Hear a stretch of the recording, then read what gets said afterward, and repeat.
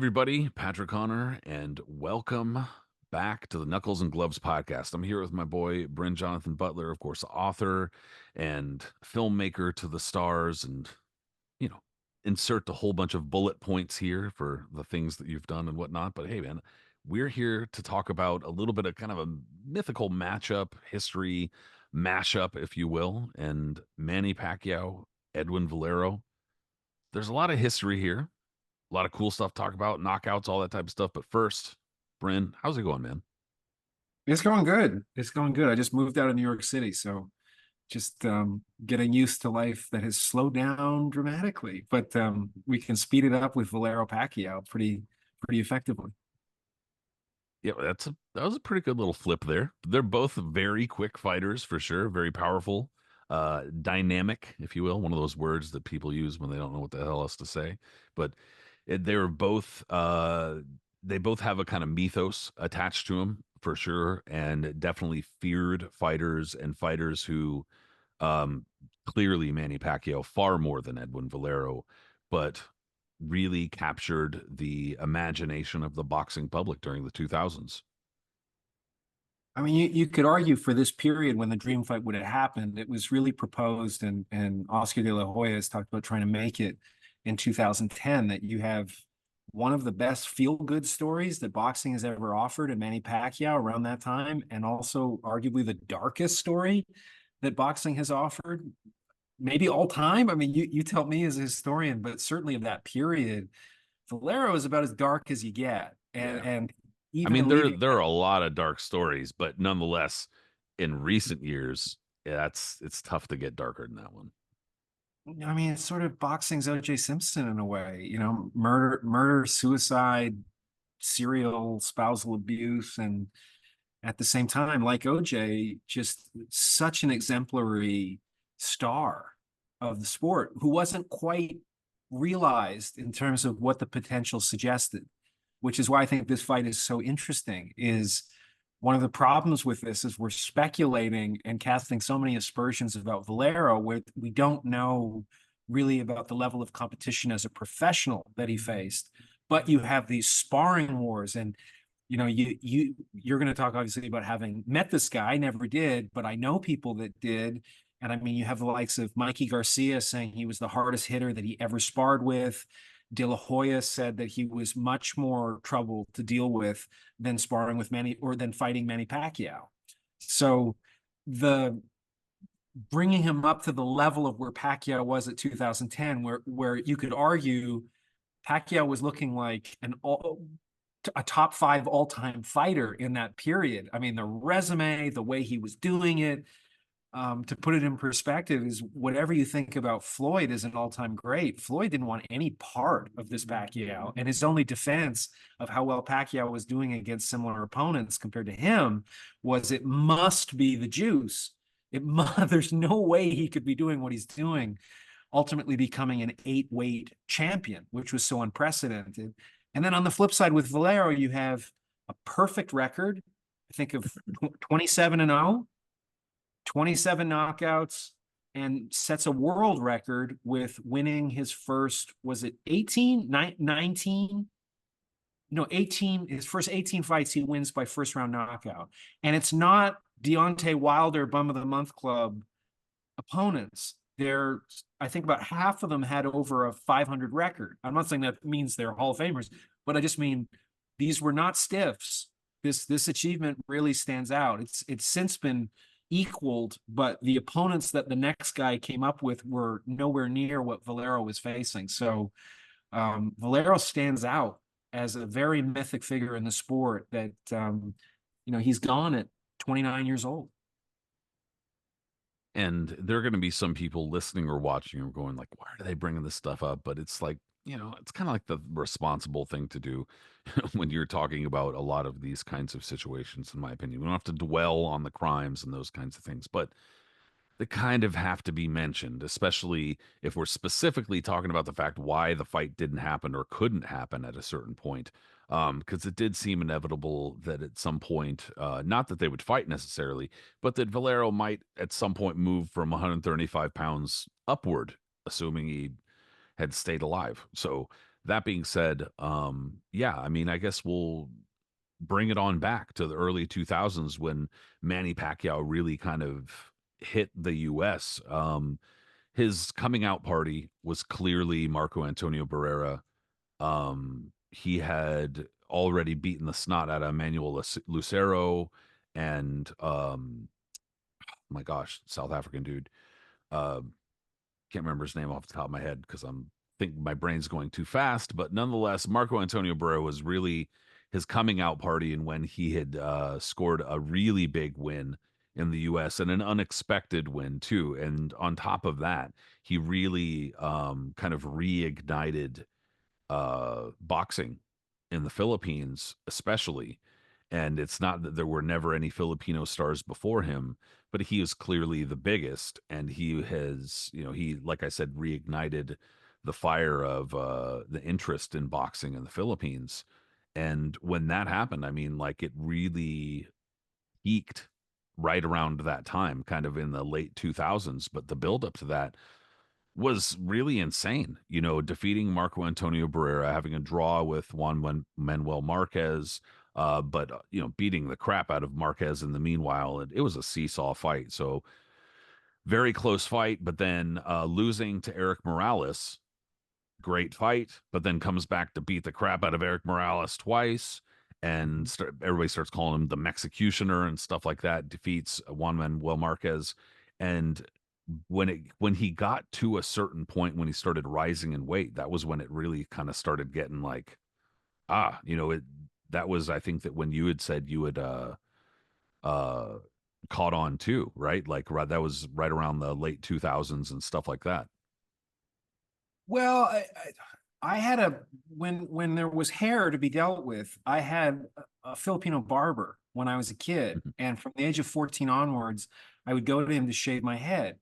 And he lived in my mother's basement at the time, and he was just like, the guy you have to see is Manny Pacquiao, because he was a boxing nut. And I was like, Manny Pacquiao? Who's Manny Pacquiao? And then one day I think I caught the Barrera fight just at random in 2003. I don't know why. I think TSN showed it on Canadian television.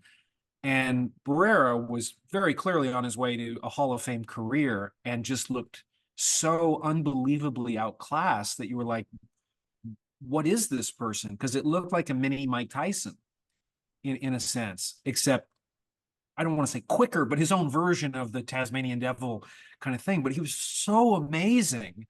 And it would just be one thing to be that amazing against nobodies, but to do it against Barrera was so unprecedented and so unexpected that it was like, was this just the worst day of Barrera's career? Like, but it was really obvious it wasn't. It was obvious like he didn't have a bad night. Just Pacquiao was that good and that much better. And then, as you mentioned, like the first round of Marquez, where I think 90% of referees probably would have stopped it after 3 knockdowns in the first round, and then it becomes that. You were just like, wow. I mean, looking back on Pacquiao's career, I mean, we're talking back 21 years, 21 and a half years. It's it's almost like 3 Hall of Fame careers in one, you could argue. Definitely two. Like the resume is just so ridiculous. And yeah, by the time he got to that run in 2008 with De La Hoya, I mean, I knew De La Hoya wasn't De La Hoya at that point, but nonetheless, he was still so much bigger. And Pacquiao just ragdolled him. And then it was this incredible run, which is the time when I started sort of going to see Freddie Roach, and he became something of a skeleton key for me to get access to Mike Tyson and stuff like that. But to be at uh, Hollywood at that time at that gym, you just saw so many celebrities every day because of what Pacquiao brought. Just Pacquiao training required private security in the parking lot and stuff like that. Like it was a really interesting time to go there. And Freddie had Amir Khan, and I think he had another champion who was doing really well. Can you remind me who it was? Oh man. Um, Because it was Pacquiao. Khan was definitely just on the way out. I mean, No, I can't think of who it would have been at that time. Well, because I know that that was really at the start of Freddie Roach's kind of like trainer for hire. I mean, not that he had ever he was always a trainer, especially after Eddie Futch and everything. But that was after Manny Pacquiao was when he really took off. And for boxing, he was becoming like Vince Lombardi. Like, I mean, he was becoming a guy who had his own reality show on HBO. And it wasn't a novelty. It was just like everybody kind of knew Freddie Roach at that point, which was very unusual in boxing, that a boxing trainer would transcend the sport where we'd want to get into his life and the backstory and everything. But all of that happened as a result of Pacquiao, of what Pacquiao did for that gym. And that's not me interpreting. That's very much what Freddie Roach has readily admitted, is you have a gym like this so a Muhammad Ali can walk in the door. Mine did with Manny Pacquiao, is sort of what I think he said over the years. But where Pacquiao went from Oscar to the Ricky Hatton performance to, I thought there's no way he can do this wrecking ball thing, to Miguel Cotto at that time, and just demolished Cotto. And Claudia didn't really want any part of him in terms of, you could see if he was willing to fight aggressively, what Pacquiao was going to do to him was hurt him badly. And then Margarito just seemed gigantic. And I actually went to that fight because Rigondeaux was on the undercard, fighting for an interim title. And even there, just Margarito looked like just way too much for Pacquiao to bite down on, and just it was devastating what he did to him. And you just thought, I can see why Floyd does not want to fight him at this time. And Floyd, intelligently or cowardly, depending on how you want to look at it, was another 5 years before he was willing to take on what he saw during this period. But Valero is moving up in a way as this mythic competitor for them to square off. So it was an interesting time, but I don't recall anything like Pacquiao, other than as a really little kid with Mike Tyson on the way out. But it was cartoonish. Well, I'm as many people know, of course. Some might not, but I'm from San Diego, and San Diego has a huge Filipino population. It has a huge Pacific Islander population, but also a huge Filipino population. And I know the two are not the same, but nonetheless, I know that often. Anyway, point is, many Filipinos in San Diego, and I just happen to have a handful of Filipino friends. And they, when Manny Pacquiao defeated Marco Antonio Barrera, like even Filipino friends who were not into boxing would be like, "Have you heard about this guy Manny Pacquiao? Have you heard about this?" I'm like, "Yeah, of course." And it just became a phenomenon, like very, very quickly. And also, like you kind of mentioned earlier, it wasn't just Manny; it was also the people surrounding him. Boo Boy, Freddie Roach. People were doing impersonations of people around him and shit like that. He was somebody that was a household name and shit like that, which we don't see a whole lot of, or as much of these days overall. And so, that being said, there was a lot going on in boxing too around this time from the mid 2000s to the late 2000s in terms of the changing of the guard or the fluctuation as far as like promotion, new things happening. In the late 90s and the early 2000s, the internet had really started to transform boxing and the way that, boxing was digested and all that type of stuff. And then in the early 2000s, when Golden Boy Promotions formed, Oscar broke away from Top Rank. He had kind of had a weird split from Bob Arum and a weird relationship with Bob Arum too for years, where he had kind of like lashed out at him several different times. There've been a whole bunch of fighters who have done that for some reason. But in any case, when he formed Golden Boy Promotions and they really took off, um, the only reason really why I have any sort of firsthand knowledge of this kind of stuff is because they chose Southern California as their kind of jumping off point or whatever. And thankfully, boxing had been dead in San Diego, at least on a like a meaningful level, like a ranked fighter type of level for a long time. And in the early 2000s, all of a sudden, Oscar De La Hoya and Golden Boy Promotions scheduled a whole bunch of fight cards in and around San Diego, And for me, I was like, holy shit, because that was actually right when I started first covering boxing. So I remember a lot of this shit very clearly, thankfully, still. And in any case, so they had a handful of fighters from the start. And one of the kind of earlier guys that they had jumped on was Edwin Valero.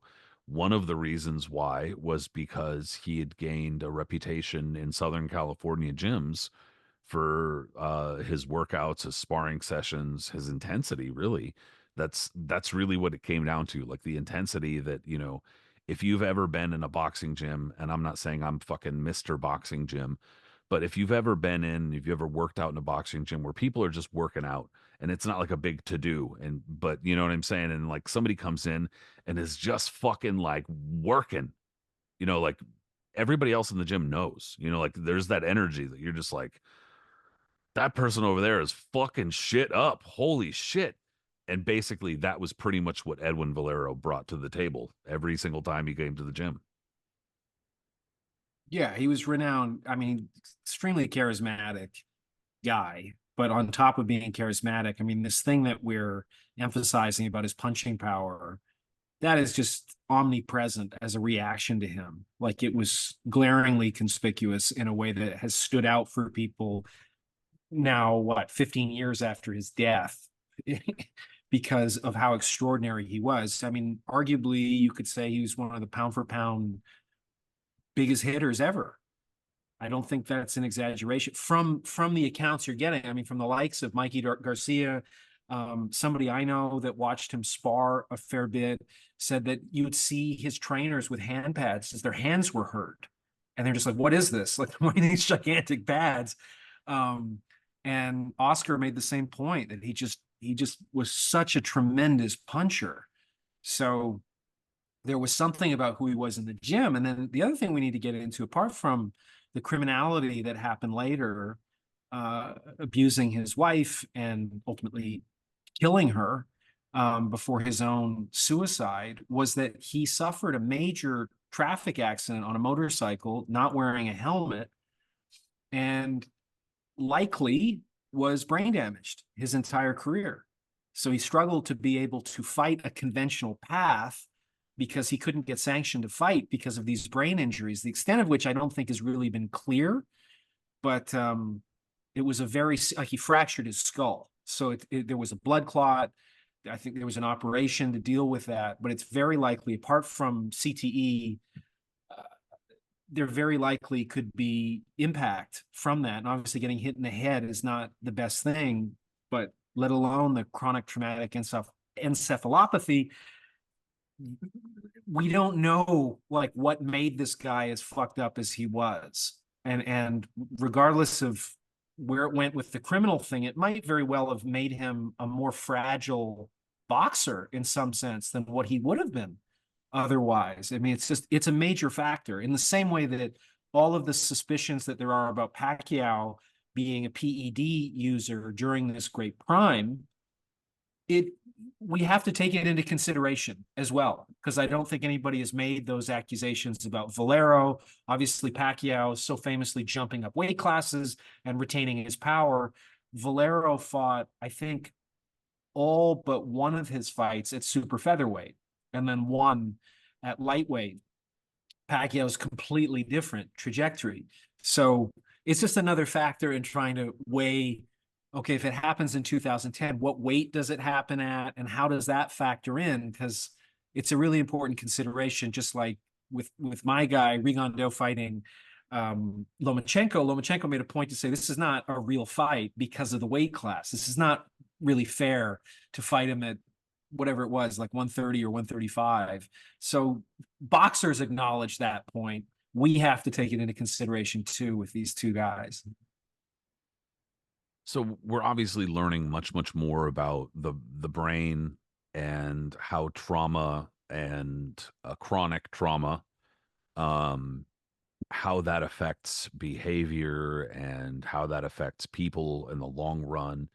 There's still a lot to learn. We haven't like unlocked any sort of key or anything like that, but I think that it's safe to say that since especially the early 2000s, we've learned a lot. We've learned a lot more, and unfortunately, we've learned a lot more the hard way too. That's the unfortunate part. But we have known, and I think that what it's something that perhaps they didn't quite put it in scientific terms or weren't able to kind of parse it in their head. But what we've known for fucking decades, if not more than a century, is that the punishment is cumulative and it doesn't happen in a vacuum. And so, a lot of these fighters, just Edwin Valero, like many fighters, started boxing when he was pretty young, started boxing before his brain was fully formed. I mean, I'm not trying to fucking be a wet sock here, everybody. But I mean, honestly, started boxing when he was still in his formative years and had a significant amateur career, especially for somebody coming up in South America. I mean, that's not to stereotype too hardcore, but generally speaking, the options as far as having a lot of amateur fights in South America would be far less than in other parts of the world, generally speaking. But that being said, he made his way around even as an amateur and had a significant amateur career. So that's not to get into his whole history, but just to hammer home your point about the potential for brain damage, the potential for issues stemming from boxing and from chronic trauma. And so, and on top of that, you add in the entire thing about his style. He wasn't a cutie. He wasn't a No. stylish boxer. He was a hard charging, hard punching fighter who was aggressive pretty much all of the time, to his detriment. Take three punches to land one type of guy. Uh, Better than that, I would say. I don't think that he was just some wild idiot or something, but he clearly was not afraid to take punches and did. Yeah, and just to drive home one last time with regard to the brain stuff is even in 2004, 3 years after 3 years after the motorcycle accident, he failed an MRI because of brain scan irregularities in New York and got banned from fighting in the US. So he kept fighting. He kept finding ways around this. He was cleared in Texas and that kind of thing. I mean, they're putting on Mike Tyson at Not 58 years surprising. Yeah. old. You know, they're clearing some stuff, which tells you where they're at in terms of caring about the livelihood of people involved in combat. But yeah, I remember like even with the O.J. Simpson documentary, like the Oscar-winning documentary Made in America. It was interesting. The director was interviewed at one point saying, "Did you ever think about CTE playing a role in OJ's you know, criminality, lack of impulse control, some of the stereotypical behavior that he exhibited in his personal life that was so detrimental, like in terms of to his wife or like his first wife and stuff like that." And it's interesting. The director said, "I didn't want to let him off the hook by pursuing that." He did pursue it in terms of interviewing some people that were experts in that field, but didn't include it in the film. I find that an interesting position to take because we know from all of these football players, like there's NFL League of Denial, a great book, a great documentary. If your brain cannot control this stuff, what's going on? I don't mean that you shouldn't be held accountable for doing harm, but it just seems like you were saying earlier in terms of our understanding of a No, damaged it's brain. it's us that Yeah. need to be held accountable, Yeah. you know? So, I mean, you're absolutely right. I mean, the other factor that plays, I think, a major role in this guy having that incredible, unprecedented streak of knockouts in the first round is he was financially incentivized to do it. He got all kinds of bonuses because, like you were saying, not being able to fight in America, not being able to get the TV coverage and this whole infrastructure that could make him a lot more money, he had to find ways to make money as expediently as he could, which again put his health at risk in order to generate excitement. I'm not saying the style that he had didn't demonstrate that he was really inclined to fight that way anyway, but he had added incentive to fight that way. So uh, it's he's a weird case in that, just like I say with the Pacquiao thing, I think we're doing a disservice not to say there is kind of an asterisk associated with his career, just like there was with the Mark McGwire, Sammy Sosa era in baseball. You get unprecedented sort of miracles of statistical anomalies. Maybe it's a miracle, but maybe something else explains it. For the most part, we know what did explain it. So I think that's true of Pacquiao. I think it's also true of Mayweather, but it is a feature of this with both guys is who would Valero be without this massively serious accident. Getting a blood clot removed from fractured skull is a really big deal, and then your therapy is to continually get hit in the head, um, taking a lot of risks as a fighter. It's like, I mean, he could have died in that ring uh, at any point. Like, it's crazy that he was allowed to fight. Yeah, so I mean, like, it's obviously difficult to say how much damage the accident did, but I mean, clearly it did he did do some damage. At the very least, like kind of like you were saying, the very least you can say that the extra punches to that didn't help, and at that point, just about any neurologist is probably going to say, yeah, so avoid getting hit in the head, avoid getting bonked in the head, avoid falling from this point, etc. But I mean, there's just to kind of get into, I guess, the financial aspects of it very slightly. When somebody like in this position, this a dude from Venezuela is brought over to the US, and I mean, he's a fighter. He's not doing other work, at least that I'm aware of. So somebody's paying him. Somebody's footing the bill.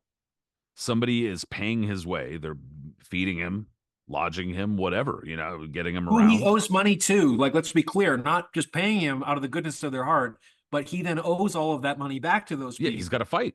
That's how he Yeah, pays it back. that's it. That's it. And so, well, I think that that's a point that's lost with a lot of people is that like this is all financial transactions. This is not, that they get some that kind of poetic, kind of flowery fucking thing in their head where they're like, oh, it's like the old trainer. He's just doing it out of kindness of his heart, and he's fucking, nah, bro. This fool's taking a percentage. And high powered trainers, the Freddie Roaches, those fools get paid, and when they don't get paid, they drop that fighter and do it publicly, and that fool is not going to be, is going to be persona non grata in the training community now. It's all a financial transaction. And so somebody's footing the bill for everything for Edwin Valero basically not fighting, and we're having to figure out ways to fight some other place. Tekken Promotions is a Japanese promotional company who's also, for instance, was handling Roman Gonzalez, Chocolatito Gonzalez. I think they might still be involved in his career. Mm. They were also involved in Jorge Linares' career.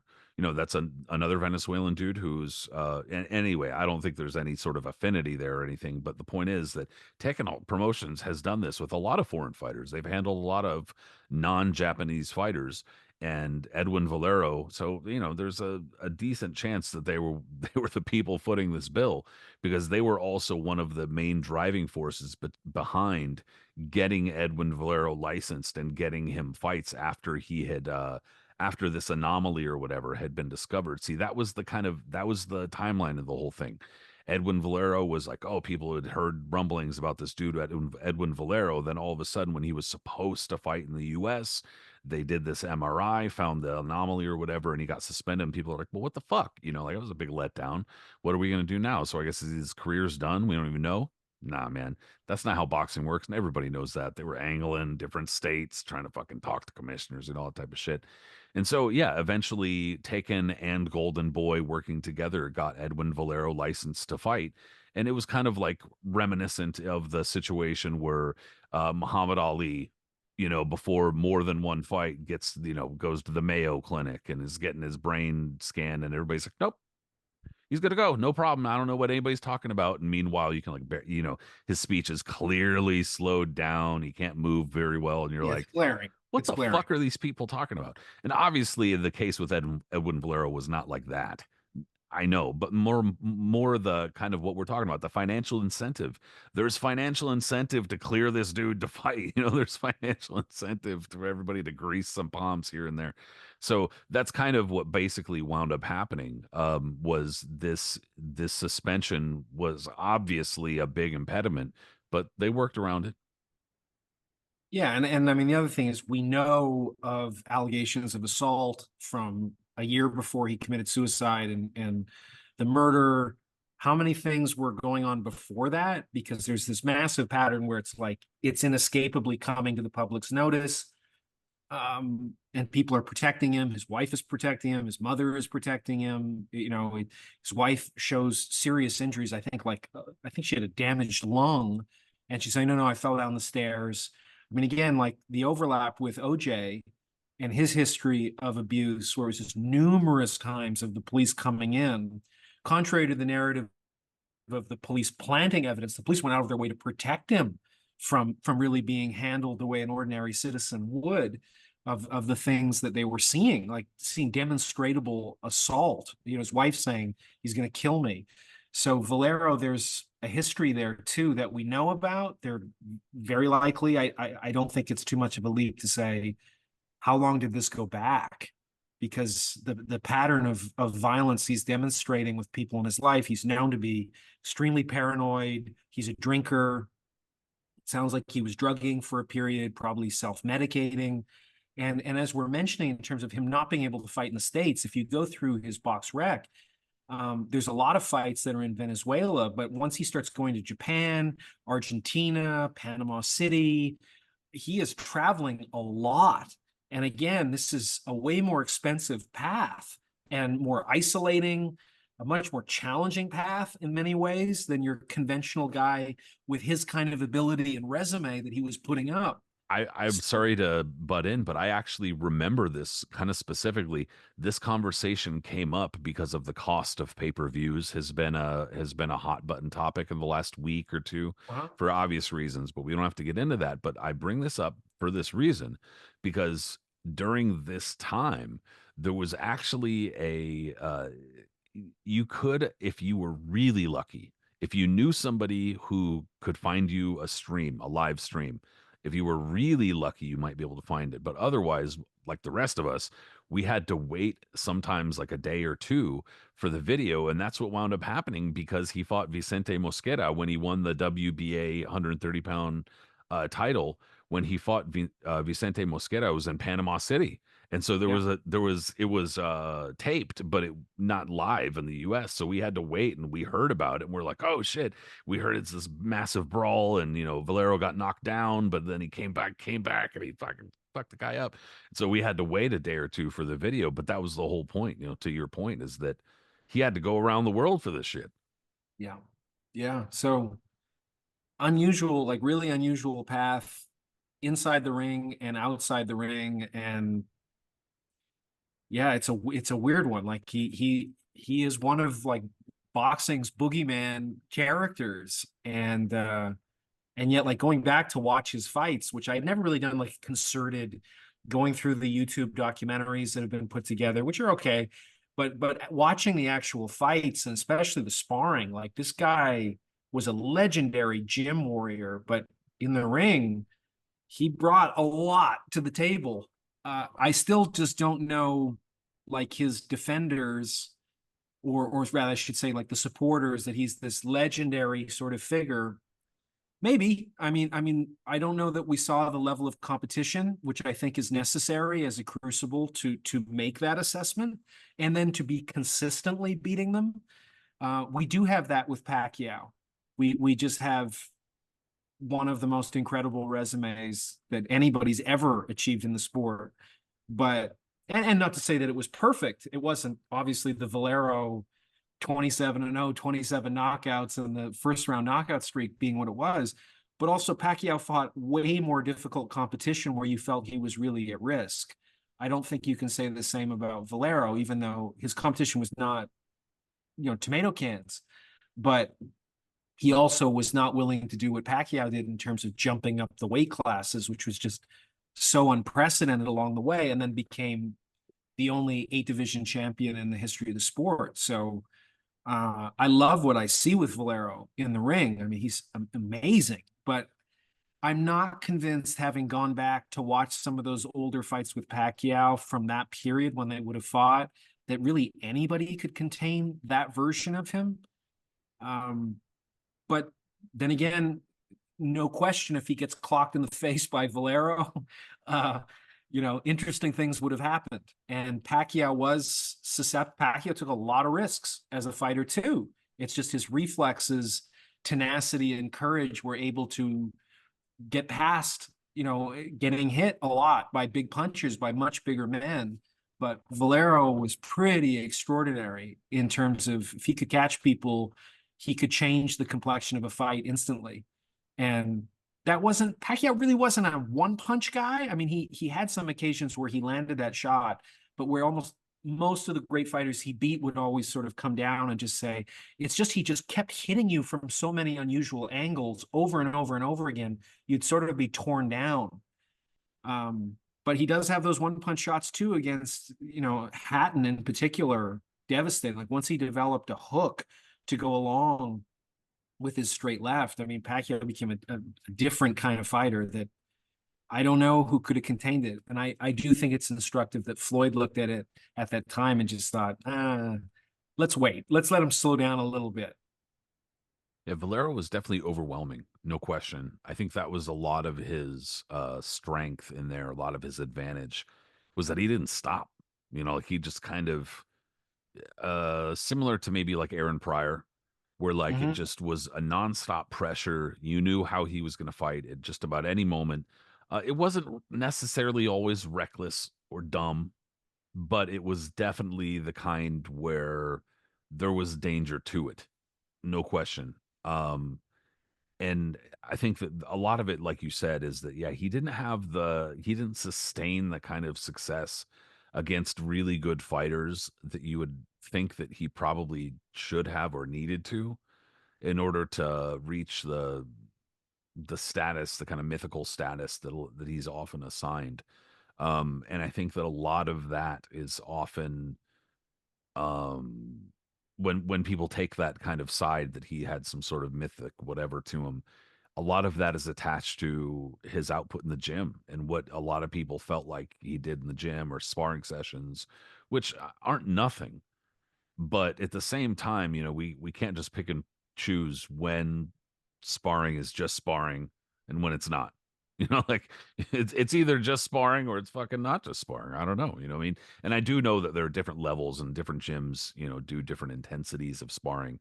Some gyms are like, there's no hard sparring at all. Like nobody's allowed to do any hard sparring. It's all just instructive, fucking slow motion. And some gyms are like, if you get in there, you're fucking fighting for your life and you're not leaving the fucking ring until you've heard stories about Mayweather's gym and they're doing fucking like 50 round Oh, sessions. That's fucking crazy.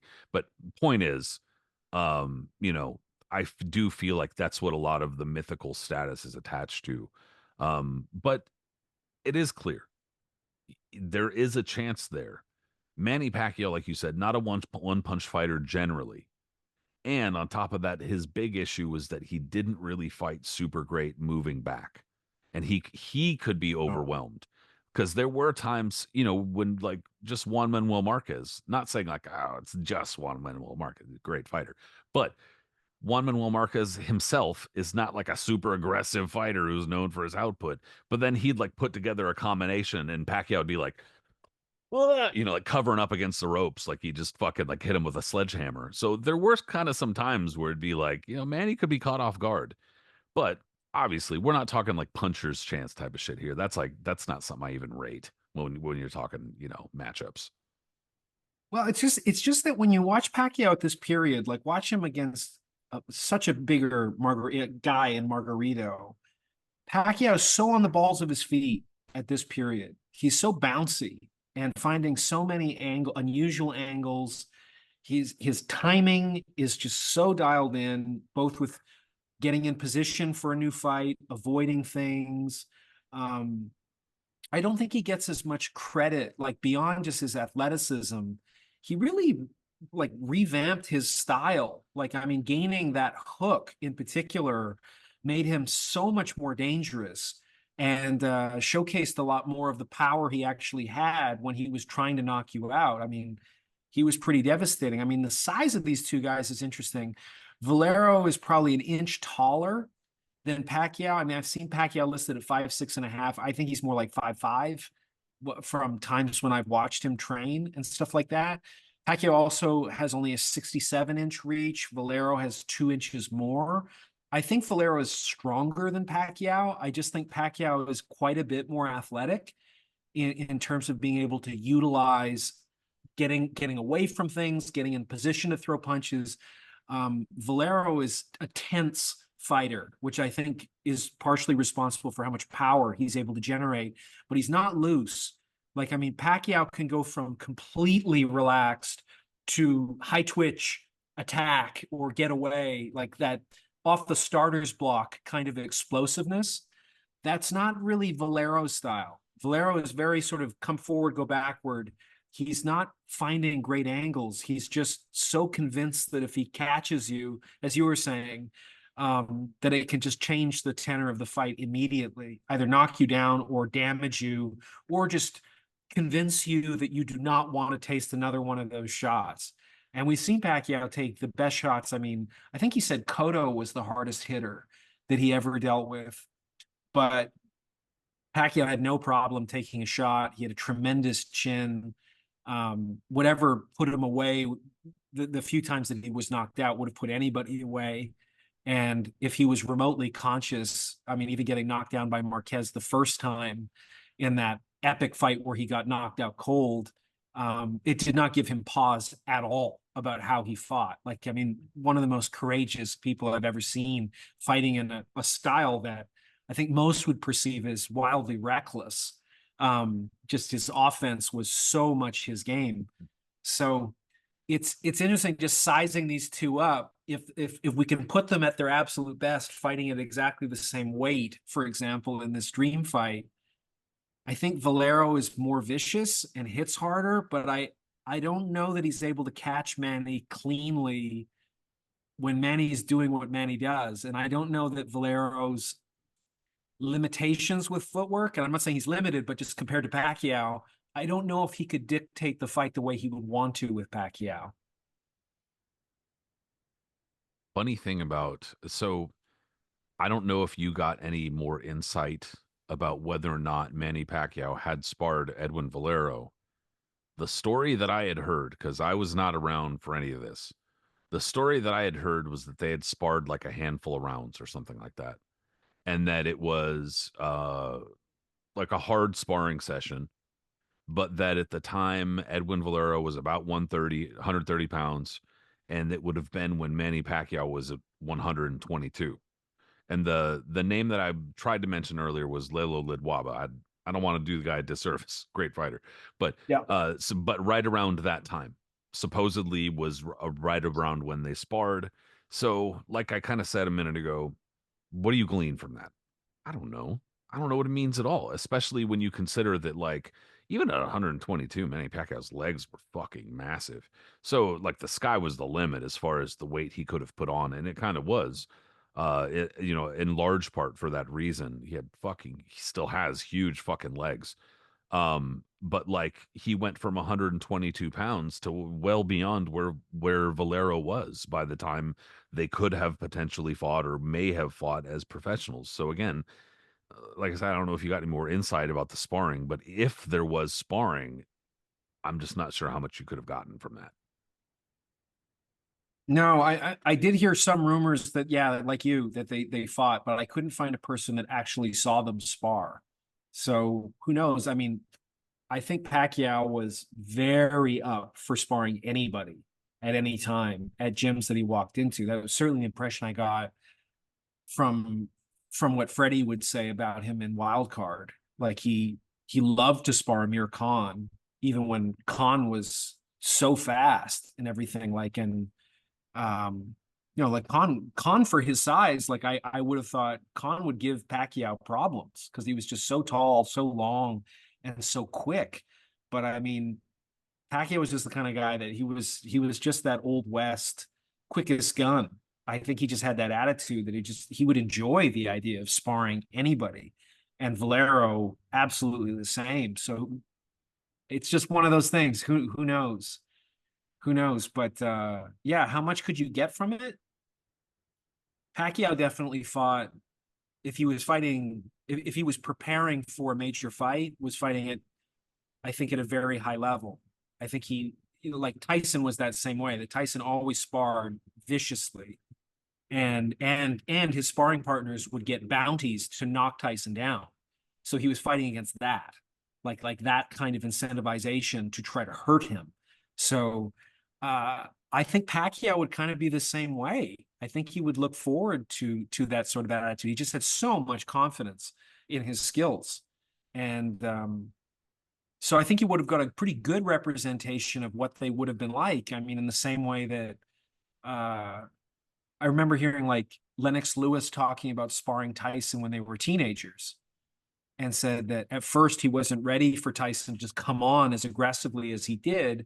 But by the last two rounds that they sparred, he was pretty much controlling him. Like he understood how to fight him, and Tyson really wasn't able to do much that he wanted. So he's sort of like, we'll see what happens if we ever meet again. And of course, by then it was a different Tyson, and Lewis had not deteriorated much, that he could do whatever he wanted for the most part. It's a fucking dead man in front of you. Knock him fucking out. You do a better version of it than I do. Oh Uh, yeah, oh, you gotta fight him. This motherfucker is gonna fucking do some crazy shit. Fucking Manny, dude was great. Yeah, when he got in that mode and he was yelling at fighters, and there were a handful of times he did that to Lennox, and we did it to Tommy Hearns a few times too, where he was just like, "Stop fucking around." but I mean, Great. I remember watching that in Spain. I got up at like 3 o'clock in the morning to watch Tyson Lewis, and within 30 seconds, it was like, oh no, oh no, Lewis can just do whatever he wants, and Tyson is so washed up. Oh God, Yeah, that was such a painful fight to watch. I remember buying that pay-per-view with like a bunch of, friends that were like casual, like did not follow boxing at all. And they were like, Mike Tyson's gonna whoop his ass. He's gonna Yeah. fucking kill him. And I'm like, you guys, I'm not trying to kill the mood. I'm just trying to say be prepared. Like I'm just saying. And they're like, this fucking guy thinks he fucking follows boxing. He knows something. I'm just like, don't get mad at me. I'm just saying.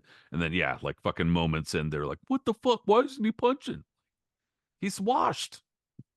I mean, I was in Cuba at the time that he came to Havana. I didn't see him, but there were pictures of him with his shirt off where Tyson had a huge gut. And that was like 3 months before he fought Lewis. And I remember just going, oh, oh boy. Because you never saw that. Like just before a fight, like I know Tyson's weight fluctuated between opponents a fair bit, but you didn't see like before a major fight where he's going to make 20, 25, 30 million dollars, and he looks morbidly obese. Not obese, but he did look 30 pounds overweight. He's just walking into a hotel with his shirt off and a huge chain, and he's just got a huge gut. You can search for it if you do like Mike Tyson Havana. And I was like, this is really, really close to when he's fighting Lewis. Oh, he just does, he's just there for a paycheck. He doesn't care. He just doesn't care. So I did not go into that fight, and I think it was in like a Madrid bar that was showing it that I went to at 3 in the morning. I was just like, just land something, just something. But Lewis was way too good at that point. That was the fight he'd been waiting for forever. Like he was not fucking that up. He was ready for anything. He was so ready for anything that he was fouling Tyson, and like he started like pushing him down and fucking twisting him around and shit. He was just like like so pent up. He wanted that fight, but Well, and I mean, he dealt with a way more active version of Tyson, at least at that version of Tyson when he fought David Tua, and like wouldn't let Tua do anything, and the referee permitted it. So I was like, that kind of gave me the blueprint that if a referee doesn't stop him from doing this, in terms of just utilizing his size and the whole Klitschko technique of keeping a short guy down by holding him behind the neck, what is Tyson going to do? Like at that point, Tyson was just coming straight forward. He was nothing of what he used to be. But anyway, we're way afield. But it's just like we're saying about that fight. A lot of people were speculating that the Mike Tyson who fought Spinks was going to walk into the ring against Lewis when he's 36 years old and has just lost 35 pounds on a crash diet. These guys would have been, apart from the Valero brain damage stuff, physically at their absolute best. I just don't know.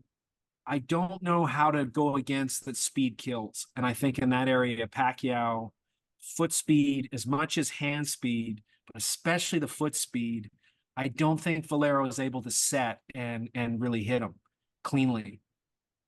But then again, Pacquiao's taking chances. Pacquiao's reckless. Pacquiao likes his hands low as he's charging forward. Valero was extraordinarily good at firing with power with every shot that he threw. But I do think, just as a rule, if you have more speed, especially foot speed, to create angles than your opponent, I would rather have that every day of the week than more power.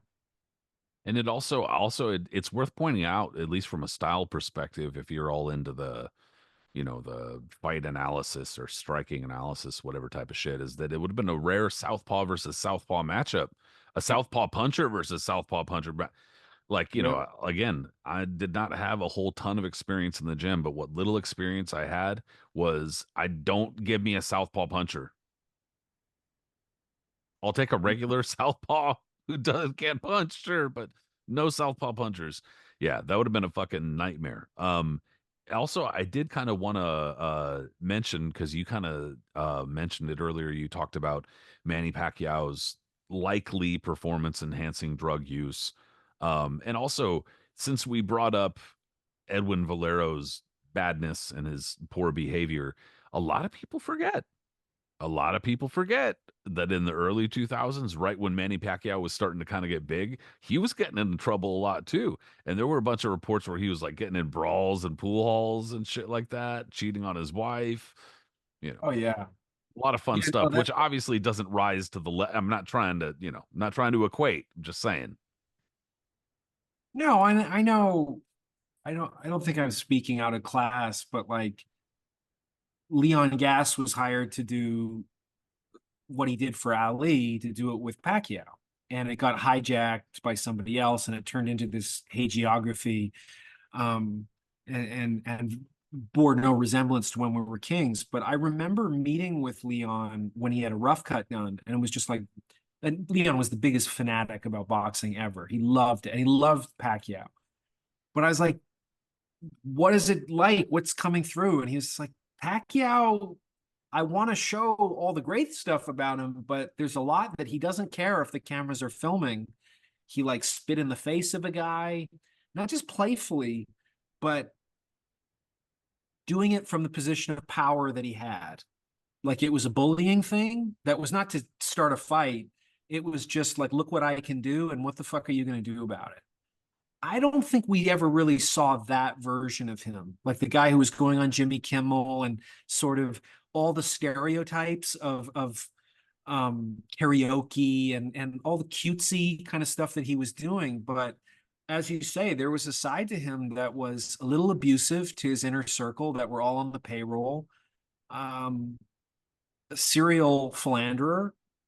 Uh, the church definitely was taking a pretty hefty tithe from what he was doing, along with I remember Leon told me that he hired people just to say no because he was incapable of saying no to anybody who'd come at him with an open hand.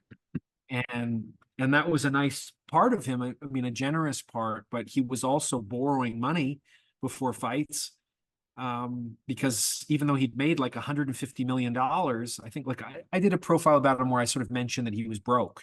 I think in 2013, right before the Brandon Rios fight, because Freddie had told me that just in passing. And I thought it was kind of a joke, but Freddie was like, "Oh no, he's really broke. Like there's no money. He just blows through money." And I went to Leon to ask him the same thing, and he's just like, "Oh yeah, he's gonna have nothing." He was like, "Look at Ali. Ali retired with nothing. Ali got the deal with selling licensing off his name, but in terms of any of the proceeds of his entire boxing career, he retired with nothing."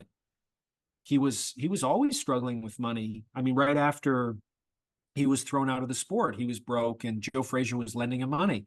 So Pacquiao was going right down that road, as did Floyd Mayweather. Like when Floyd Mayweather apparently got into some financial scam that is a little bit documented, and I've heard it confirmed from people that somebody did like a bait and switch of, if you give me $1 million, I'll bring back $10 million. And then Floyd gave the guy $25 million, and the guy left town. And suddenly Floyd unretired almost immediately because he needed money, because I think there was taxes that he owed and stuff like that. So yeah, I think there is a lot about Pacquiao.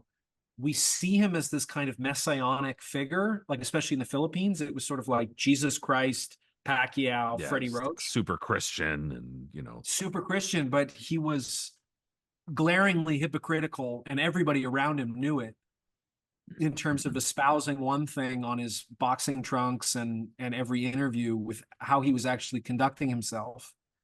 And his inner circle definitely would talk, like it wasn't even something talk, it was just obvious. It was really, really obvious that I think being that kind of messianic character takes a lot to be that guy.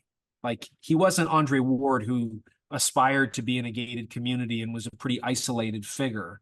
Pacquiao was an like Ali was an extraordinarily public figure, but was also seen like deified into being more myth than he was person. And he was a pretty simple person in many respects from where he came from. The journey was anything but simple. It was extraordinary, but I think fundamentally he was um, probably a very simple, humble person who just got perverted into this incredible way of life that would fuck up anybody. And it certainly fucked him up. we get inundated with celebrity culture so much, an unnecessary amount, really. And I wind up having to remind myself, even too, but like I got young kids. And so I have to remind them that, like, they see the wealth and they see rich people and that kind of stuff. And I have to remind them that, like, dude, that level of money changes you as a person. It changes your brain chemistry. It changes everything. It changes how you see things. It changes how you view other people, how you treat other people. Like, and it's almost inevitable. Like you can't fight it, dude, because when you have that amount of money where you just kind of like you're like you don't have to worry about shit at all. Like you could just go like buy some shit and it doesn't matter because you have enough money to buy like pretty much whatever the fuck it is. That's something that the normal person could never even fathom. And so that changes your ass, bro. And I think that that's a lot of it. I have to remind myself too, is that, like, that's not a good thing. Like I don't want to be that. Well, and just as kind of an addendum to that is when you talk to these guys, and I've talked to a handful of them for profiles, one of the first things I will ask to get to that point is we think about all the benefits of all that money. Of course, there are many benefits to that money, but to then say, how many people come to you on a day-to-day basis with their hands out? And who are those people? Everybody they've ever known where life has not worked out according to their plan. Hey, I have this idea for a restaurant. I have this idea. I need to get out of debt for this. My dad is in debt, et cetera, et cetera. Really difficult people to say no to. And I remember like Andre Ward, like the most interesting thing about spending time with him was the thing he didn't want in the article, which was just to say, when his parents were struggling with drug abuse, he went he went to stay with his coach, like who became like a surrogate father for him. Um, he was introducing me to family members, and I made the point to say, like, why didn't you go with this aunt or uncle that you introduced me to? And it was just this look on his face that just said nobody put up their hand. Now, the moment we finished doing the interview with those people had tables for him to come over and sign a bunch of shit that could then be sold. So that was the exchange. So you know that all you are to these people, or at least the dominant theme of what you are, is just a commodity. You can come here for an hour and we'll tell this guy about how wonderful you are, but after you finish, I need you to sign all this stuff, because 10 minutes of you signing all these posters and gloves and boxing equipment means $50,000 to us or $20,000 to us. It's meaningful. And to be that, like Roy Jones's wife, I asked her, how often is text messages coming in, which are just hands out? And she said 95% of them when he was fighting. 95% of every text message you get is somebody you have to say, who you know and care about, no, I'm not giving you money. I'm not lending you money. I can't do this. It's very, very isolating. Like just so isolating from people you don't want to be isolated from. So I'm not saying like having all that money is a big deal. Like it's a privilege, it's an advantage. But to hear that other side of it, you can see why these people become so controlling and want to be isolated and have like a third party or intermediary deal with family members and friends and the public because everybody is trying to take advantage of them. Well, and when you've been turned into a money-making machine, whether you're a film star, a musician, artist, an athlete, you cease to be a human being. And that's not to Yeah. make excuse for any of the things that these people have done, especially Edwin Valero. That's not to excuse any of these things, but it's simply to remind people that there are things that we can't really imagine and pressures that we don't know and that we don't feel and that would change us too. Oh, 100%. And and yeah, I mean, even the idea that you've got brain damage and you've got a whole team of people that are like, you may have brain damage and this may, down the road cause some serious problems, but in the short term, I've got to pay this, I've got to pay that. Like if you're not going to do this, I've got to train somebody else.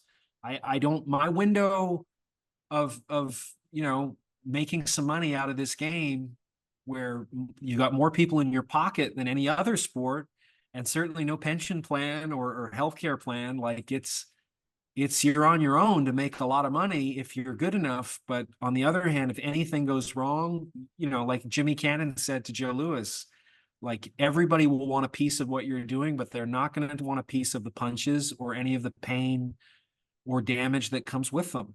And these guys live with that too. Like this is an incredibly isolating sport to the people involved in it. Well, to the people who are able to actually reflect on that, because many people don't. Many people, out of sight, out of mind. You put on your blinders, and it's a lot easier to ignore that kind of stuff. But yeah, it's a brutal sport. It's a vicious sport, and a lot of the time, the fighters don't end up well, one reason or another. But yeah, I think especially like we've kind of reiterated several times over the course of this, it's really impossible to know what exactly it was that made Edwin Valero in particular tick. What was it that kind of drove him down the wrong road, or however you want to put it? But we can definitely say that the boxing did not help. The boxing was not the profession that he should not, or perhaps there should have been somebody who was saying, hey, take on this business role in this something or other rather than being an actual fighter.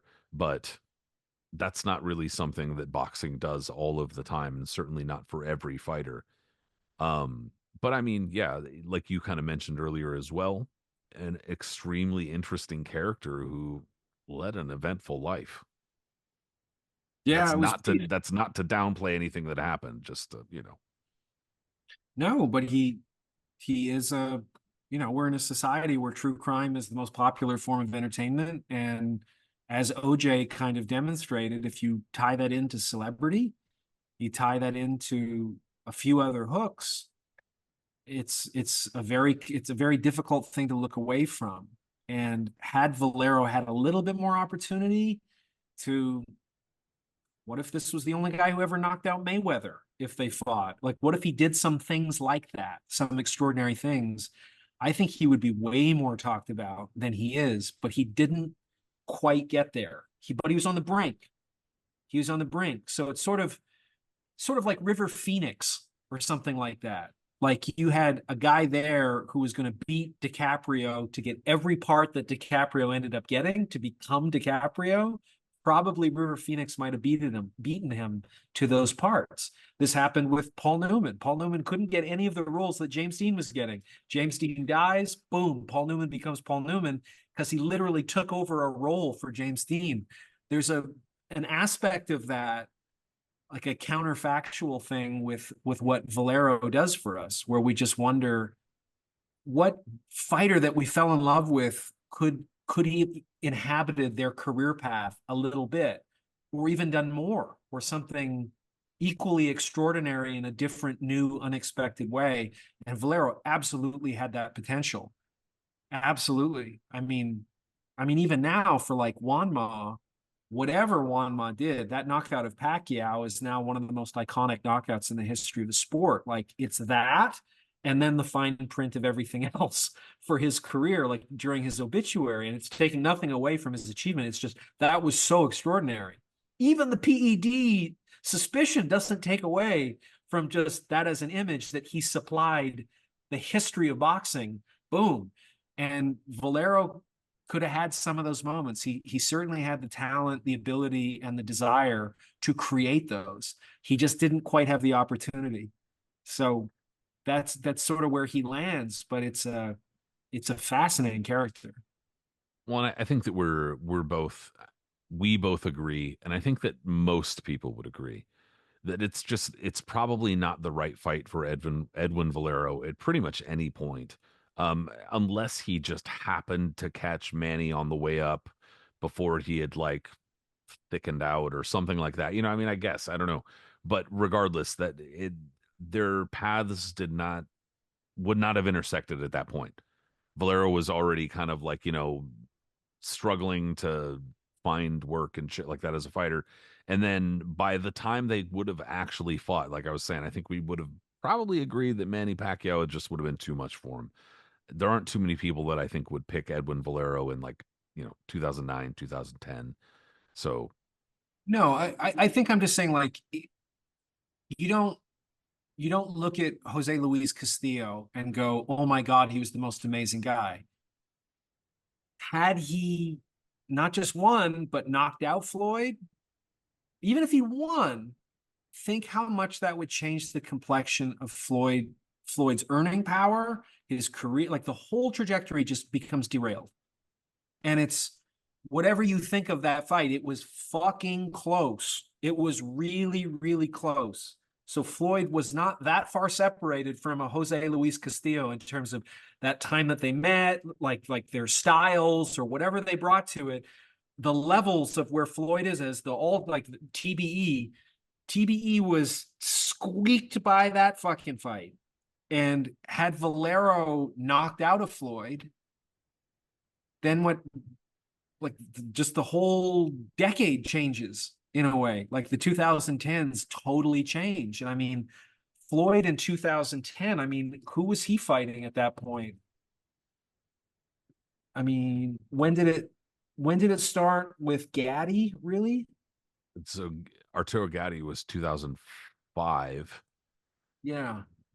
right? 2005. And So then I like yeah, so Floyd had like Juan Ma, which was, his comeback after beating Hatton, and the Hatton victory was huge. The Oscar De La Hoya, I mean, like he won it. He definitely, we talked about this before, like was Kim Kardashian to her Paris Hilton, like in terms of whoop, like all of a sudden Floyd takes over and becomes the way bigger celebrity. that's But hot. yeah, that's all. But I mean, did not look great against Shane Mosley. Close, arguably the closest he came to losing or getting knocked out. Fully to his credit to come back from that. But I just mean, was Mosley at that period of time better than what Valero would be? Well, and I don't the know. funny and I think that that's also what kind of prevented a lot of this was that like, apart from, Valero's own problems, part of it was that they had already Floyd Mayweather and Manny Pacquiao had already started kind of sniping at each other and had Yeah, already started kind of like, going like this toward each other where it was like Valero would have been on the side then. You know what I mean? Like that would have been like if there were any possibility of a Floyd Mayweather fight, Manny Pacquiao would have been like, what the fuck am I thinking about Edwin Valero for? Like yeah. what do you mean? Like why would I do that? But Well, like, and I you was know, just gonna say, like one other thing that's kind of interesting is like Marcos Maidana, who's kind of a similar fighter to Valero in some ways. But I love Maidana. Like Maidana is one of my all-time favorite fighters. But I think Valero is a hell of a lot better overall in what he brings to the table, or is at least more dynamic, quicker than Maidana. Floyd did not have an easy time of that at all. So I don't know how much it tells us, but I don't think many people looked at that first fight and were like, Floyd is going to really struggle against a kind of, you know what you're getting with Marcos Maidana. And Floyd's best thing was to kind of just stay away. Like not I'm not I still think Floyd won both of those fights, but they were close. Like they were Floyd did not look dominant in those fights. He found a way to win, but especially in the first one, he almost got seriously knocked down at the end of a round in the second fight too. Um, like he did not like taking Maidana's punching power. So who would, well, let me put it to you: who would you rather see Valero fight in like 2010? Would you rather see him with a Floyd or with Pacquiao? What would be a more exciting fight? Well, he fought 3 times at lightweight, Valero, that is. So I mean, it's not like he was still somewhat new at lightweight, but he was accustomed. And he wasn't a small guy either. So it's not like he was like, 5'4", like a 5'4" lightweight who's built like a fucking brick or something like that. Like he had a little bit of length to him. So it's not outside the realm of possibility that he could have gone up a weight class or two. Um, but I mean, I think most people would probably choose Pacquiao Valero just because it's, two punchers, two More exciting. aggressive fighters. And I think generally most people would rather see that. But I do also think that there's some currency, at least for me, in seeing different style matchups. I like style matchups. I like seeing, fighters trying to figure each other out and shit like that. And I also enjoy brawls. Of course, I love great fights and fucking, tussles and shit. But that's also part of why we're boxing fans and not just casual fans, is we also enjoy some of the other shit about boxing. Yeah, I would love to see both of them. I think they, for completely different reasons, would be thrilling to watch. Like I loved watching Floyd solve kind of crossword puzzles of the different styles that he faced. I found it really interesting to watch. I rarely found it exciting, but I found it really interesting to see him ply his trade so effectively. And and there were, I mean, he was trying to take on as little risk as possible, I think, in order to maximize how much he was earning. But that's credit to him. He certainly had to work really hard to get into that position, but that's not Valero. And that's not Pacquiao. They're gonna risk everything to fight. They, like Tyson said, after he was in jail, like, what, you're gonna have some new style. No, I know how to fight one way. And that's certainly Pacquiao and Valero. Although I would say the learning curve of Pacquiao is underrated. Hmm. It's underrated. Like the guy who was We getting saw knocked that when we did early. the Marquez series, I think. You know what I mean? Like you saw how he changed. Yeah, he changed a lot. He developed a lot. And I don't know that Valero did. I think Valero was kind of fully formed in the style that he wanted to fight. And like because I think another guy, casual watchers of Duran would just be like, "Oh, he hit so hard" or whatever. But Duran was really sophisticated as a boxer. Like Duran was amazing. Like we've talked about many times, but my all-time favorite fighter. But like his footwork and stuff like that is so clever. He was such like an interesting student of like even like the Dempsey drop step and like finding new angles and stuff. Like he's such a clever guy to be able to fight even as an old man who was blowing up in weight and that sort of thing. I just think Valero was another kind of comet. Uh, whereas, I mean, what Pacquiao's had 20 plus years going, 25 years. Does that sound right? He held championships in the 90s, 2000s, 2010s. I mean, Yeah. that's it's fucking impressive. But I mean, the other thing, it's just a weird one to talk about. But when you talk about PEDs, you do just have to talk about what kind of benefit do you get from taking them. And I still think there's just such a limited understanding of these benefits. But I mean, if you're taking EPO and getting an extra 5 to 10% on your stamina, that is apply that to how much people are winning at stamina-based sports. You know, Yeah, like to your average person, that means nothing. You know what I'm saying? But to an athlete and to a top level athlete, that 5 to 10% is the difference. well, if you're talking about like most of these elite arenas of ambition in sports, if you're in the Tour de France, like the difference between the person who comes in first and the person who comes in last, if that's like 20 minutes and you're getting a 10% improvement on your overall time, I mean, it's sort of like Mark McGuire going from like a young, super fit, agile guy getting 49 home runs in your rookie season to getting over 70 or to get 70 when you're older and bulkier and everything like that. That's the difference from being like an all-time great record breaking guy and being somebody that has to retire early because of injuries and stuff like that. So recovery, performance, amount of oxygen you're getting, like just it's just everything. And it does seem like the Alex Ariza period with Pacquiao was very suspicious, very suspicious. But he's certainly not the only one. But it's a feature of how was he able to do this 8 divisions. I don't know how you can escape at least discussing the shadow of it. And that's kind of the paradox of it, or the kind of conundrum of it, I suppose, is that I don't think there's any question for me that there were a number of top level fighters who were on performance enhancing drugs. I think that it's likely Manny Pacquiao was. I also think it's likely Floyd Mayweather was. But at the same time, I think that it's likely that a lot of fighters were. And so that's where the difficulty is trying to figure out, okay, just because you're saying a lot of fighters were, I'm not trying to say the conversation ends there. I'm trying to say, how do you then understand who gets attacked and who doesn't? And that is kind of where the focus is the focus is on the fighters who achieved the most.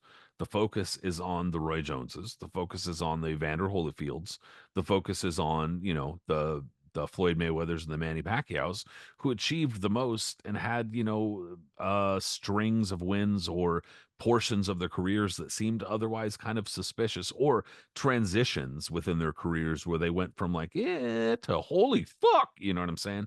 And it's like, that's not supposed to happen when you get older. Like, you're supposed to not do good. You're supposed to be shitty in your Right. mid 30s, not hitting your stride at 38. You know what I'm saying? Like, so that it makes it tough. And I understand, you have to kind of mention it. Going into detail and knowing the details is obviously, we don't know that, but you got to at least mention it. It's suspicious. And I mean, the other thing is interesting. I remember I've done some interviews with a Ireland radio based show. They've talked to me about books I've done and stuff. And they had Lance Armstrong on and they asked him about using a motor on his bike when the I think there's a Hungarian scientist who came up with this motor that was sort of used to enhance performance. And he was like, why would I ever use that? And they're like, well, because everybody involved in cheating and cycling would know that you're the most willing person to cheat. So why wouldn't you use a motor? Like, what's the difference between using a motor to enhance your performance versus using substances in your system? It made no sense to him, but it's an interesting way to look at, like, there's something kind of nebulous about taking substances, about really I'm just reaching my potential. Or I've heard athletes say, I just take it in preparation for the training before I actually run the 100-meter dash. And you're like, how else would you use this? Like what That's are the you whole talking point. about? Yeah. Yeah, the So you whole can train point. harder, so you can The train whole longer. yeah, That's the whole point. the whole point about using this shit is that you could lift, like, if I go do like a chest day at the gym, it takes my body 3 days to recover before I can do the same amount again. If you're taking gear, you can lift twice a day with your muscle and you recover. That's the difference. So it's like you're on a different planet in terms of what your body, the trajectory it's on to prepare for shit versus being clean. So I don't know how these athletes reconcile in their own minds. Like, I'm only taking a little bit. I remember, like, Roy Jones, there were, like he got dinged for performance enhancing drugs and then said, no, no, it was just this substance. Yeah, But I ripped never fuel. heard yeah, Rip Fuel, but I never heard the commission say what they suspected it was. It was Roy's statement saying what it was. You know what I mean? Like it was a little bit weird how the transparency was demonstrated. And like I noticed when I profiled Roy, he had an oxygen chamber for like what EPO does, an oxygen chamber will simulate, or if you go at altitude. But I was like, wow, for a guy who's Mr. like meat and potatoes, and when I'm training, I just don't eat, I don't eat dairy or don't eat these things. I was like, you have a fucking oxygen chamber in a house. That's a little more than just I run 5 miles a day. It sounds like you do take it pretty seriously, like the latest technological advances. And of course they would, but he presented something way more rustic than I found kind of evidence that I wasn't even looking for. And Mike Tyson, as a super young guy, has stress related hair loss that sort of falls into the category of steroid related hair loss, very stereotypically. Maybe it was stress. I don't know. He certainly had that body from 12 years old onwards, whereas some of these other guys, Floyd looks a lot more ripped in his late 30s than he did in his early 20s. And it's not like he wasn't a fanatical about conditioning. So it's those things that make you just go, you know, uh, many of the boxers, Evander Holyfield, I think, was on gear his entire heavyweight career. And how often is he brought up as putting people's lives at risk massively? Yeah, I mean, there's still a lot not known about the hind end of it too, about what it does for long-term use or after, 20 years after use or whatever. But I mean, we might very well find out at some point soon, especially with a lot of the fighters who are in the late 80s and 90s who are probably getting into a lot of it. Or, it's possible we have already found out because many of them have died already. But that being said, relating it back to Manny Pacquiao, yeah, I don't have any solid evidence because obviously if I did, I'd, be a fucking rich McGuy or something like that. But there's been speculation. I do believe that he probably was on performance enhancers. And I mean, you just have to bring it up, dude. Like if you're talking about his rise up through the weight classes, you got to bring it up. Yeah. Well, you know, I think we could argue there were performance enhancing aspects to Valero in the sense that do we know that Bobby Chez wasn't riding on the back of that motorcycle when that accident happened and was sort of giving the booze in front, like with a sort of alcoholic reach around? I Like can't I, I can't say it happened, but in a Trumpian sense, I can't say it didn't happen. if he was positioned in a way where he's sweating and there's enough alcohol left over in his sweat that it's being ingested, you don't know. Osmosis, nobody Also, knows. also the effect of being Mystery, dry humped by Bobby Chez on that motorcycle in Venezuela. pregnancy. Maybe immaculate conception, part two. If it happened once, you have a precedent. So I mean, come on. Oh Chez is capable of anything. That's what you need to appreciate here. Anything. He's influencing this election. This debate is going to be Bobby Chez on both sides, providing insight. And all those undecided voters, get ready. Bobby right. Chez. Forget Chat GPT. We need some Ches GPT. ASAP. Okay, so bottom line, what is our conclusion about who would have won this fight if they fought 2010 and let's say at the same weight and they're both on the same fucking juice or whatever? Nah, I think Pacquiao is just too much for him. Probably gets the stoppage because of Valero's style, but I just think Ooh. Pacquiao's too much for him. And Valero was never even dropped, I think, as far Nope, as we know.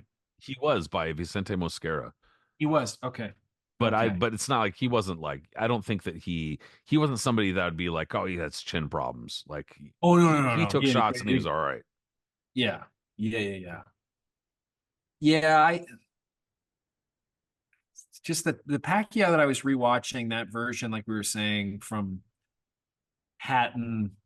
De La Hoya, Margarito, Cotto. I don't know that I like anybody's chances against that guy. That guy just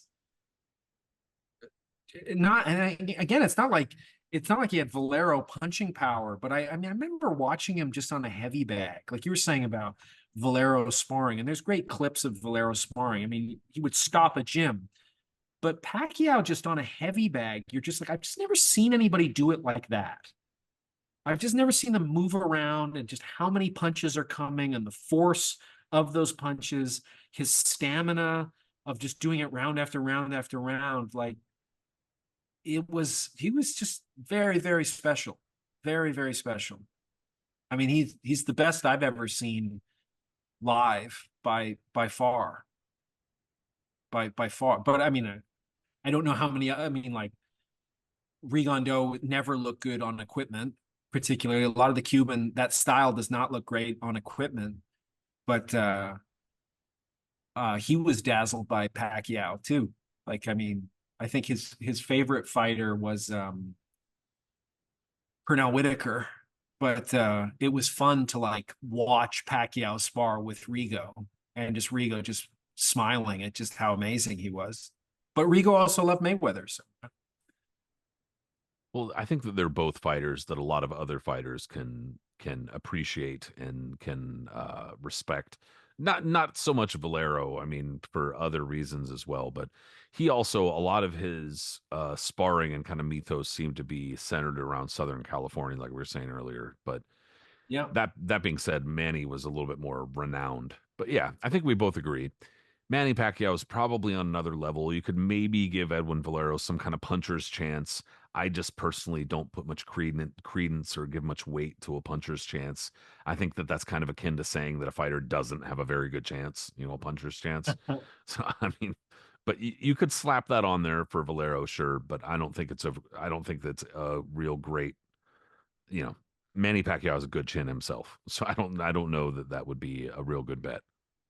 Yeah, and I also just think like Valero, as much as we're saying we think Pacquiao would win just because he's just more dynamic, I don't want to suggest at all that I see Valero as kind of a Deontay Wilder, like where it's like the resume sucks and he's not skilled and the hype is overblown. I think Valero was the real deal, and I think Valero, had he not had this accident in 2001, like fought for 9 years with a damaged brain, and probably a continually ever more damaged brain along the way. And then with that damage, the personal life is self-medicating for that brain and destabilizing his marriage and courting prison with criminality and attacking his family and stuff like awful, awful stuff. Like maybe it would have been totally different if Bobby Ches had not got him drunk riding on the back of the motorcycle and all that stuff that Ches does. He was in Venezuela, but the CIA got him out. So you put two and two together.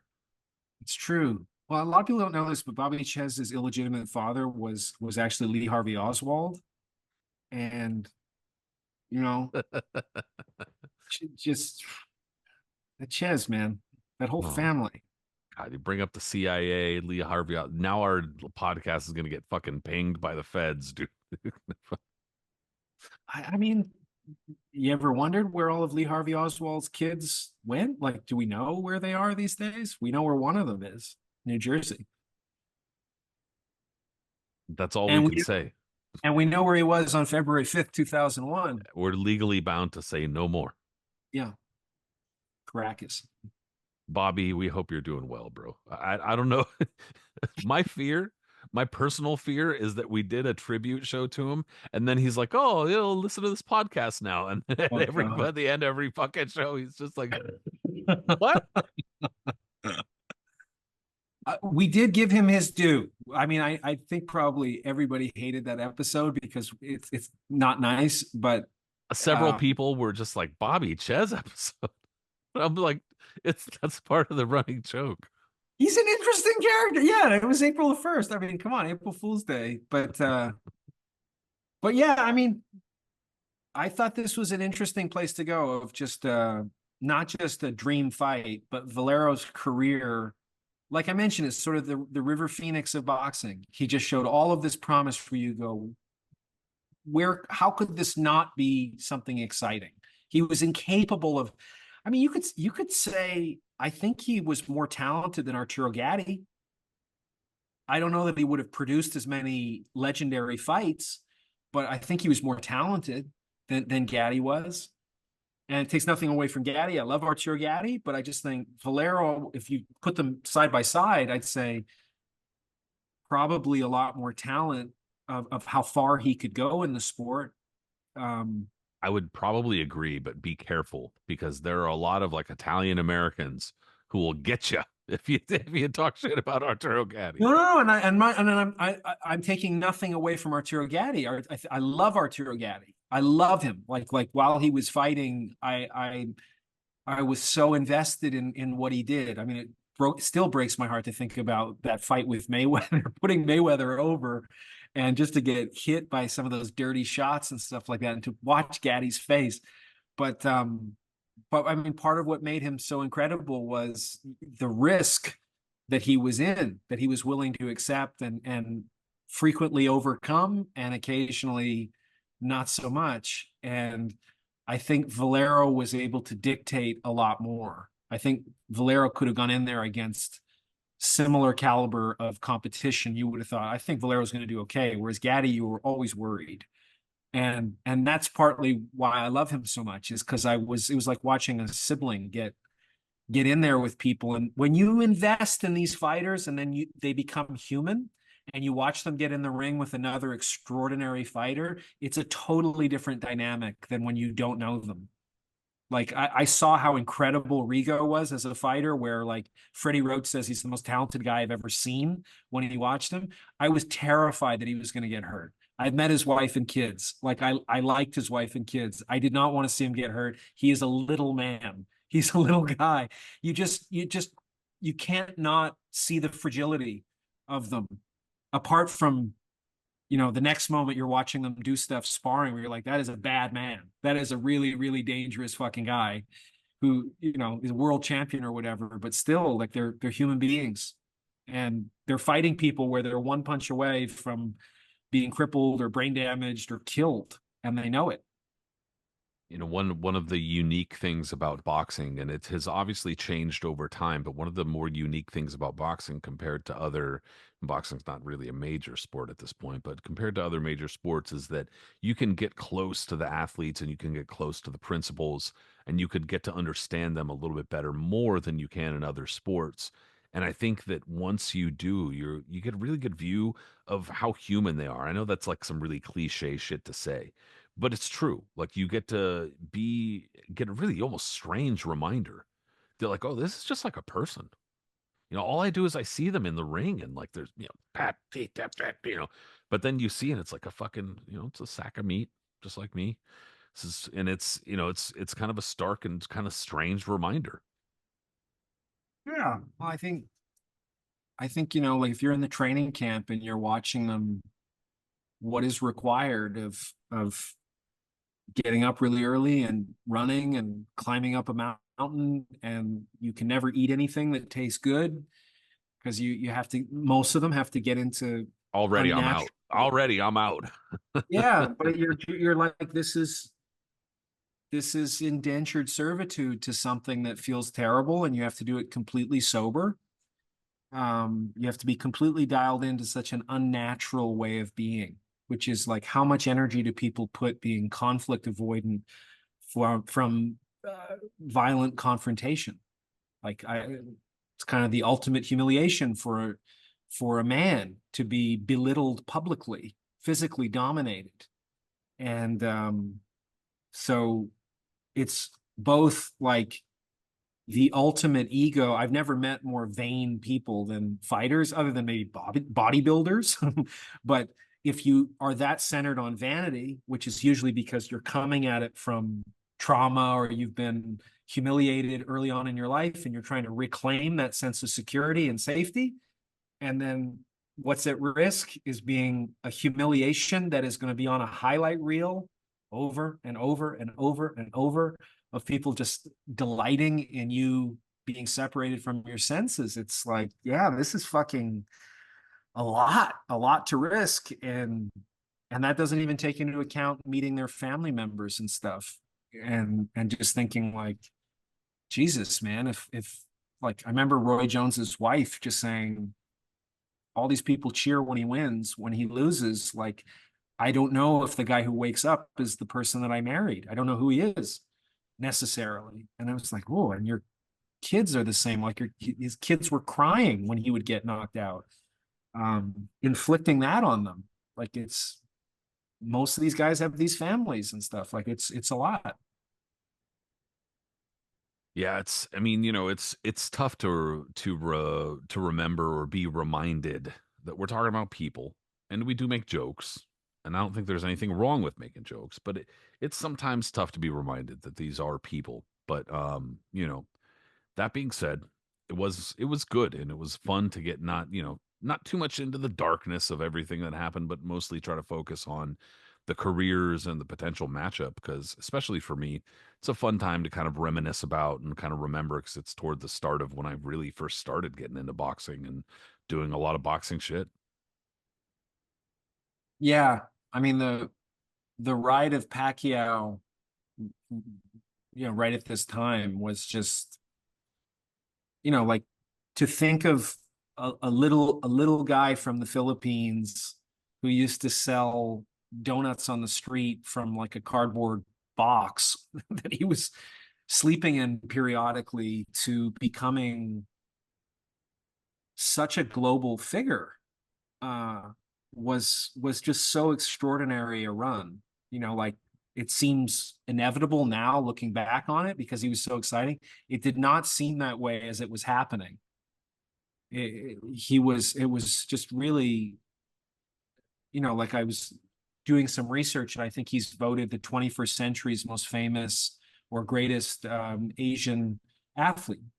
And I didn't really think America was ready to sort of get on board with a Filipino becoming like the face of the sport, and not just becoming the face of the sport in terms of being the most exciting, but the most lucrative. Like when Floyd stepped away, uh, Pacquiao Pacquiao basically inherited the De La Hoya thing of he was must see, and that was even casual fans were sort of like, it was sort of like not what Tyson was, but it was as close as we got to that.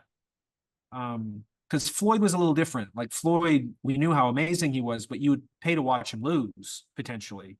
You weren't really watching him to see what he would do.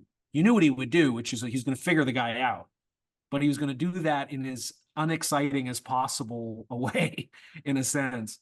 Pacquiao was going to potentially show you things you'd never seen before every time.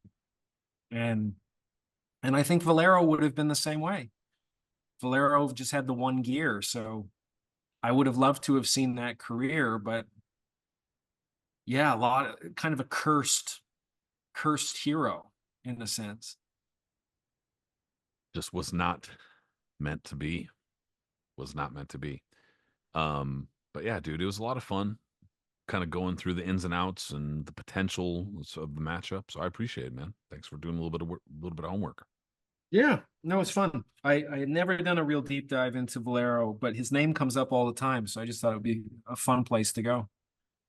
Yeah, thank you, everybody. If you listened in or if you watched, either way, thank you so much. And if you listened in, go ahead and subscribe, give us a little rating, comment, and if you watched on YouTube, same deal. Subscribe, rating, comment, etc.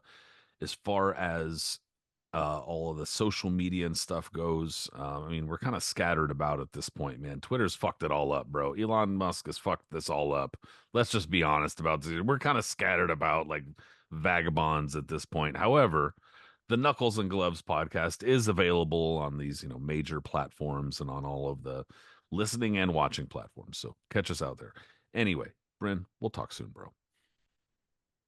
And wear your helmet if you're on a motorcycle, Mm-hmm. Mm-hmm. Mm-hmm. and don't just look at the negative of drinking and driving in terms of the legacy of Bobby Chez.